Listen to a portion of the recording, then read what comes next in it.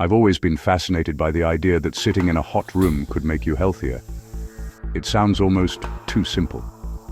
For thousands of years, from Finnish smoke saunas to Japanese sento, cultures have sworn by heat bathing.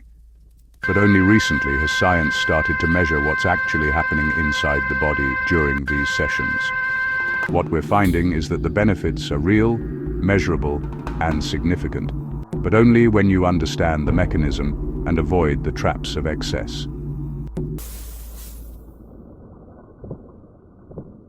So what's actually going on when you sit in a 180-degree room?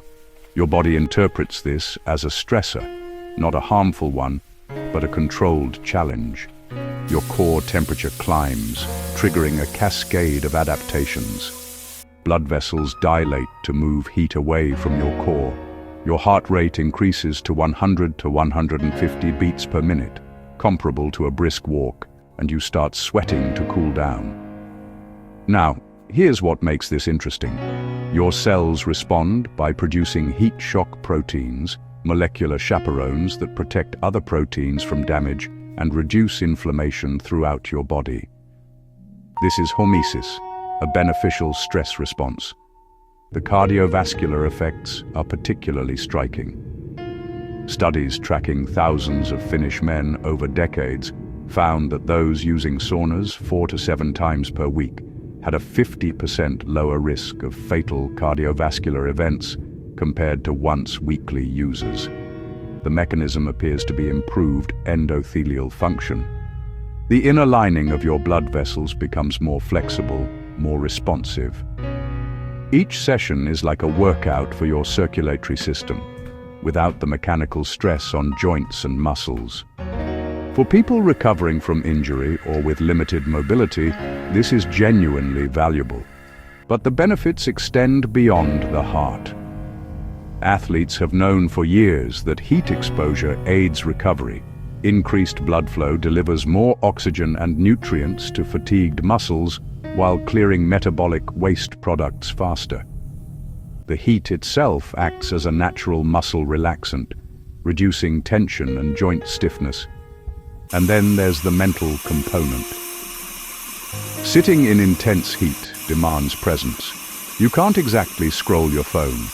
Cortisol drops, endorphins rise, and many users report the kind of mental clarity that usually requires meditation. In fact, some research suggests regular sauna use correlates with lower rates of depression and dementia, though we're still working out whether that's causation or just correlation with an overall healthier lifestyle. So if sauna use is this beneficial, should you just spend hours in there every day? Absolutely not. This is where understanding optimal dosing becomes critical. For most healthy adults, 15 to 20 minutes at 160-195 degree AF in a dry sauna, 2 to 4 times per week, appears to be the sweet spot. If you're new to this, start at lower temperatures, around 150 diga, for just 10 minutes, and build gradually. Your heat tolerance will increase over weeks, not days. What I find remarkable is how individual this is.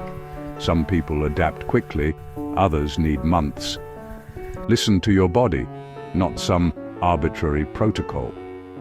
Now, you might be wondering about dry versus wet saunas.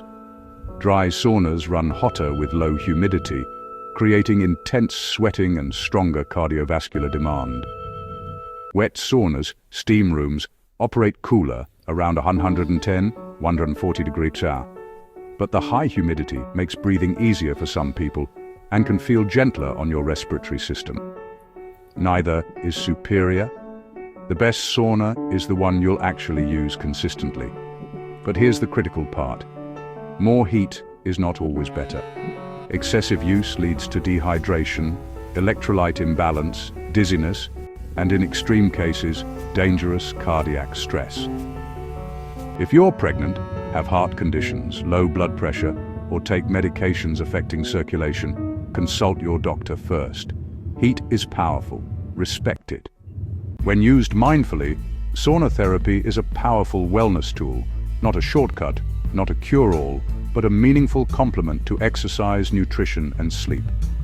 The science is compelling, But it's the regular, moderate practice over months and years that produces results, not extreme sessions or daily marathons in the heat.